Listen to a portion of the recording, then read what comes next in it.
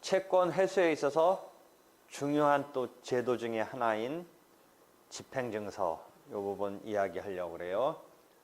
민사집행법에서 보면 강제집행 승낙 조항이 있는 이런 내용을 담은 문서가 공증인에 의해서 공증인 앞에서 작성되는데 이 집행증서라는 개념, 여기 집행증서, 길거리 우리가 공증.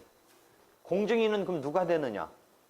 변호사 자격자를 전제로 해서 공증인이 되는데 조금 더 얘기한다면 이원적이에요. 순수하게 공증만 하는 변호사 자격자가 변호사 업무를 안 하면서 공증인만 하는 전업으로 하는 그런 공증인이 전국에 한 40여 명 있어요. 그 정원은 준 공무원으로 80여 명을 지금 정원으로 설정해 놓고 있는데 다 못 채우고 있어요. 왜냐하면 변호사 안 하면서 공증만 하라면 이게 좀 비즈니스적으로 그렇게는 못하겠다 하기 때문에 80여 명 중에 다 못 채우고 있어요. 이건 준 공무원이긴 하지만 그렇다고 국가가 또 월급 주는 건 아니고 자기가 이 수수료로 먹고 사는 것인데 변호사 자격자를 전제로 하는데 변호사 안 하면서까지 전업으로 이게 공증만 하겠다라는 사람이 이게 넘치지는 않아요. 그래서 그건 다 못 채워요. 그러면 여러분이 주로 보는 공증, 이 시내에서 주로 보는 건 그 일정한 법인에게 공증 업무를 하도록 인가를 해줬어요. 그래서 공증을 할 수 있는 인가를 해줘서 그런 법무법인이 이제 공증을 하도록 했는데 거기에는 변호사 업무도 하면서 공증을 할 수 있게끔 해준 거라서 겸업이라고 우리가 부르는데 그 인가 공증인, 인가를 받아서 그렇게 돼서 아까 말한 전업으로 하는 사람은 임명을 받아서 그래서 임명공증인이라고 하고 지금 우리가 변호사 사무실 법무법인 쓰는 것은 인가를 받아서 한다. 인가공증인이라고 하는데 그게 한 290여 개의 사무소가 있어요.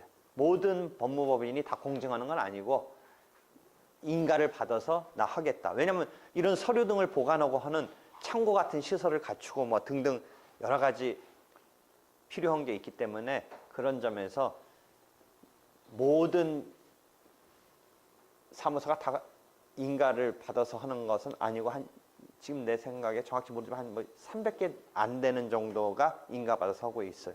근데 그게 이 도심에 있어서 오히려 막 이 조금 사무소 많은 이게 비즈니스적으로 이게 번화한 거리에는 또 막 너무 경쟁적으로 있어서 그렇고 없는 데는 또 없고 그래서 이게 문제가 또 그런 면에서 변호사가 전국적으로 이렇게 다 골고루 분포 안 된 거와 마찬가지 문제가 공증사무소에서도 있게 되는데 하여튼 그런 두 종류의 공증사무소가 있는 것 등등. 근데 여러분이 주로 보는 건 그 변호 업무도 하면서 공증 업무도 하는 그런 사무소 등을 시내에서 주로 보게 돼요. 이 집행증서는 사전에 예방적으로 간편하게 집행권한을 취득하는 절차라고 했는데 뭐가 하나 이제 알아둬야 되냐면 모든 이 자기가 걸려있는 권리에 대해서 이런 문서를 물론 이제 반대편도 승낙을 했다는 전제하에 할 수 있느냐 부분서 그 대상이 모든 경우는 아니에요. 금전 기타 대체물. 그러니까 우리가 돈 받는 거 같은 건 되는데 종래에는 뭐는 안 됐냐면 그럼 내가 집을 좀 세놓고 이 사람이 나중에 임대기간이 끝났을 때 안 나갔을 때는 정상적인 경우라면 어떻게 돼요? 임대기간 끝났는데 뭐 때문에 지금 트러블 나서 안 나가고 있어요. 그러면 내가 그 사람 쫓아내야 되는 소송을 해야 되죠. 뭐 부동산 인도소송 같은 걸 해야 되잖아요. 근데 이 경우도 그럼 미리 이 사람이 나가야 될 때 안 나가면 그때 가서 내쫓는 작업을 그때부터 시작하는 것보다 지금 받아놓으면 어떻겠느냐 이런 문제를 생각할 수 있는데 종래에는 그게 안 됐어요.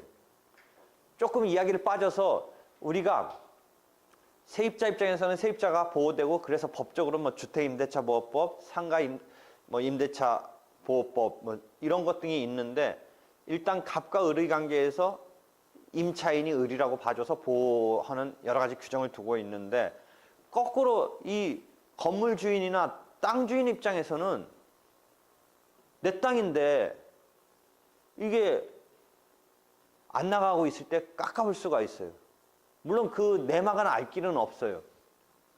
그래서 내쫓고 싶어요. 그러면 내쫓고 싶을 때 이 채무자가 버티는 거예요. 버텨서 소송을 하면 적어도 6개월, 1년 막 끄는 거예요. 소송에서. 그래서 6개월, 1년 뒤에 이제 어쩔 수 없이 확정 판결이 내려져서 가는 거예요. 우리 쿠버 커피가 이랬잖아요. 그런 거를 미리 좀 돈 받을 것처럼 아까 계속 설명했던 집행증서를 확보해 두면 어떻겠느냐의 필요성은 있었는데 종래에는 그런 것까지는 안 됐다. 그래서 종래는 소송을 해야 돼요. 만약 내쫓으려면. 그래서 소송하다 보면 1년이 흘러가고 그러는 거예요. 그런데 기존에도 그럼 딱 되자마자 이미 나가야 되는 것으로 해서 강제 집행으로 곧바로 들어갈 수 있으면 판결 절차를 통해서 6개월, 1년씩 걸리는 그게 단축되잖아요. 이점이랄까 그 어떤 상황은 우리가 머릿속에 그려낼 수 있겠죠. 그런데 종래는 안 나가면 그때부터 뭔가 내쫓기 위한 작업을 해서 내쫓을 수 있는 것으로 확정이 돼야 이제 강제로 내쫓는 거죠. 자기네끼리 말하는 단계에서는 내쫓을 수가 없었던 거죠. 그런데 이것을 갖다가 지금 단계에서 너 끝나는 날 나가는 것으로 사인해둬라 라고 하면 그 6개월, 1년의 판결 절차 없이 곧바로 내쫓는 작업으로 착수할 수 있다. 이해됐겠죠? 그런데 그게 종래에는 대상이 아니었다라는 거죠. 종래는 뭐예요? 일정한 금액의 지급이나 대체물, 금전적인 청구에 한정해서 인정됐던 제도예요. 이 집행증서라는 것은. 그런데 내가 공정법이 개정하는 의원이었기 때문에 요 내막 다 잘 아는데 요번에 봄에 갑자기 법이 통과됐어요. 그래서 건물이나 토지에 대해서 인도를 구하는 이런 것에 대해서 집행증서를 작성하고 해서 집행권원으로 할 수 있게 됐고 11월 29일이니까 다다음 주쯤부터 시행돼요. 요 모든 경우는 아니고 대통령령으로 정하는 동산의 인도까지를 해서 그러니까 건물이나 토지 같은 것은 임대차를 상정하는데 그 다음에 동산의 인도 같은 경우는 어떤 동산에 있어서 대통령령으로 정하는 그 부분에 있어서는 인도 이런 것에 대해서 집행권한을 미리 지금 받아서 강제 집행으로 나아갈 수 있는 것을 확보해 둘 수 있게 되었어요. 그래서 이 부분이 집행증서의 공정증서의 대상 범위를 확대한 그게 마침 다다음 주 정도의 시행이 되기에 이르렀어요. 조금 이제 그 추이를 봐봐야 되는데 지금 머릿속으로 우리가 생각해서 법을 만들어서 했는데 실생활에서 이제 혹시 부작용이 있지 않느냐. 왜 그러냐면 이게 을인 세입자나 이런 사람한테 약간의 이제 돌려줘야 되는 측의 입장에서는 이게 정식에 싸울 기회가 판결 절차를 통해서 이렇게 없이 사전에 사인된 것으로 그냥 집행이 들어가 버리면 그 보호에 있어서 뭔가 우리가 예상 못한 어떤 돌발적인 뭐가 있는지는 한번 봐봐야 될 것 같은데 일단은 법이 5월 달에 통과를 되는 바람에 부랴부랴 이제 우리가 요 시행령까지도 만들고 해서 지금 11월 29일 이후에 시행되는데 한번 그 조금 이제 상황을 봐야 되겠어요. 왜냐하면 항상 여러분이 생각을 거기까지는 하는지 모르겠지만 이 채권자와 채무자에 있어서 아까 갑과 을 주로 이제 채무자는 을적인 것이니까 이 을의 보호라는 것이 중심으로 우리가 떠올릴 수 있는데 한편 이 자본주의 질서에서는 가진 사람이 무조건 나쁜 거냐? 그럼 자기 권리의 행사를 꼭 이 을이라는 채무자라는 입장에서 이 사람 갑을 그냥 내팽개에 쳐도 되느냐? 뭐 이런 거에 이 이념적인 그런 게 우리가 생각 안 할 수는 없어요. 나는 법을, 여러분이 변호사, 법 이런 걸 배우면 꼭 채권자 입장에서 뭔가 이것을 해결한다, 이것을 갖다가 그러니까 채권을 지금 회수한다, 막 이런 쪽을 생각하는데 뭐를 배웠냐면 채무자 입장에서 이 법을 계속 생각하는 거예요. 그거에 최종적으로 나타나는 게 파산이에요. 면책받고 길거리의 프랜카드에 개인 파산, 개인에서 그걸 공부를 한 거예요. 그러니까 특이하게 채권자 입장에서 추심, 뭐 채권자의 권리 이런 쪽에 포인트 맞춘 제도, 법 이런 것만 여러분은 이제 항상 할 때 떠올리는데 이 채무자란 입장에서의 그 사람의 단순히 가까을에서 뭐 동정적으로 보호한다 이런 게 아니라 제도상으로 이 사람이 자기 변명할 거 있으면 허게는 해줘야죠. 아까처럼 무슨 떼쓰는 식으로 막 소송 시간 끌고 이런 건 아니고 정상적으로 이 사람도 자기 주장 펼칠 거는 할 수 있는, 그거에 이제 어떻게 보면 황당한 게 채무를 법원이 탕감시켜주는 제도인 파산 면책 이런 거가 어떻게 보면 황당한 거죠. 채권자 입장에서 이거 뭐냐? 갑자기 이거 법원이 재판으로 안 갚아도 되는 것으로 이렇게 해줘버리면 어떻게 되느냐.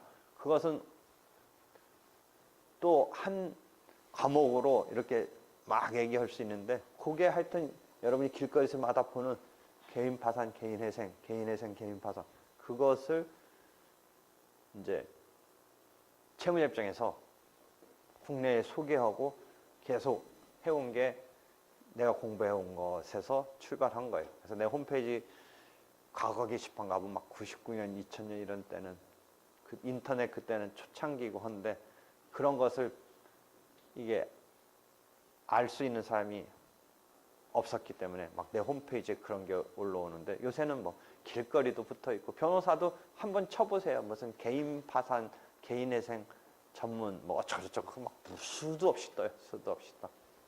그래서 그런 잠깐 빠져서 얘기했는데 그렇게 해서 지금 집행 증서에 관한 것까지 이야기를 했어요.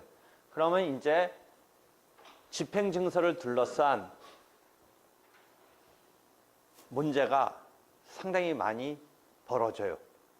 채권자가 주로 순수 개인 간에는 돈 빌려주면서 차용증도 제대로 안 하고 빌려주기 때문에 집행증서를 우리가 만든다 이런 개념은 보통 순수 개인끼리는 없어요. 이것도 또 누가 주로 많이 쓴다고 했어요? 아까 말한 대로 제2금융권, 제3금융권, 뭐 사채업자 이런 사람 등이 돈 빌려주면서 이렇게 해서 이제 나중에 채권 취심에 있어서 강제 집행을 들어가기 위한 단계까지를 딱 미리 세팅화하는 이런 용도로 집행증서를 만드는 요 상황이 제일 우리가 빈번하게 볼 수 있는 상황인데 채무자 입장에서는 자기가 그렇게 집행증서가 만들어지고 뭐 이런 것도 잘 영문도 모르고 나중에 이제 문제가 터졌을 때 분쟁이 상당히 나올 수 있어요. 대부분은 자기가 인감 주고 그다음에 돈 빌린 건 사실은 맞죠. 물론 이제 돈 빌린 거 와중에 뭐 이자나 이런 게 약간 뭐 선이자 떼고 뭐 부대 비용 막 하고 막 그게 좀 막 그런 거에 논란이 있을 수 있지만 하여튼 돈 빌린 건 맞기 때문에 돈 안 빌린 채 뭐 그렇게 만들어진 건 아니니까 그다음에 돈 빌렸을 때는 자기도 급하니까 뭐 어쩔 수 없는 면도 있고 자기가 진짜 자기 입장에서는 오히려 자기가 필요하고 원해서 빌리는 것이니까 그런 점에 있어서는 뭐 자기도 인정하지만 하여튼 경우에 따라서는 그 과정에서 뭔가 문제가 없지 않아 있어요. 그래서 그런 분쟁이 요새 어느 정도 또 나타나기 시작해요. 그러니까 집행증서가 만들어졌던 이 상황에서 추후에 뭔가 이 채무자 입장에서 분쟁이 등장하는 경우가 종종 나타나요. 그래서 거기에 관한 문제는 다시 다음 시간에 하도록 할게요. 그래서 그 집행증서 관련한 분쟁을 이제 살펴볼 예정이에요. 이해되겠죠? 수고했어요.